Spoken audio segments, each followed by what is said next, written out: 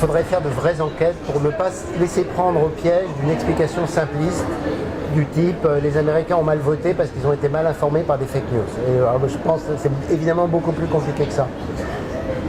Il y a toujours eu des rumeurs, des informations fausses, etc. Alors, le numérique permet à ces producteurs de fausses informations de les généraliser. Après, l'enjeu qui est un peu compliqué, c'est pas parce qu'il y a une information fausse que beaucoup de gens la voient. Hein. Et souvent, quand on commence à parler d'une fake news, c'est parce que les médias qui sont très visibles sont en train d'en parler, mais ils sont en train d'en parler pour dire que c'est faux. Donc en fait, on a souvent d'énormes pics d'attention autour d'informations qu'on dit fausses, précisément parce qu'on est en train de la débunker, de dire regardez, elle est fausse. Et alors là, ça fait énormément de viralité.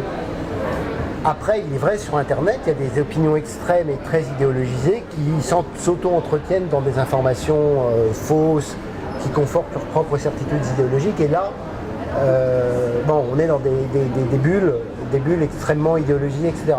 Mais quand tout le monde se met à parler d'une information, là, il est très probable que le fait qu'elle soit fausse va être défait, critiqué, etc.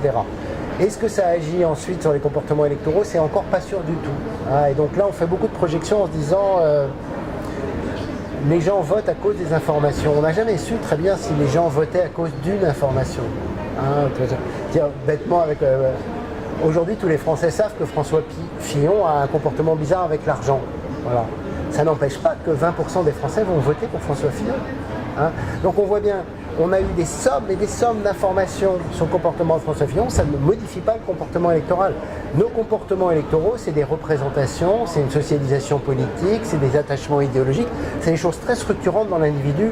C'est pas une petite fake news qui passe dans les airs qui va modifier tous les comportements. Ça peut jouer, mais il ne faut pas non plus exagérer le fait qu'il y a quand même des structures de repères cognitifs, idéologiques, de représentation, d'attachement à des groupes sociaux, etc., qui font qu'on vote de telle manière ou de telle autre manière, et que c'est quand même encore ça qui est le déterminant du vote aujourd'hui.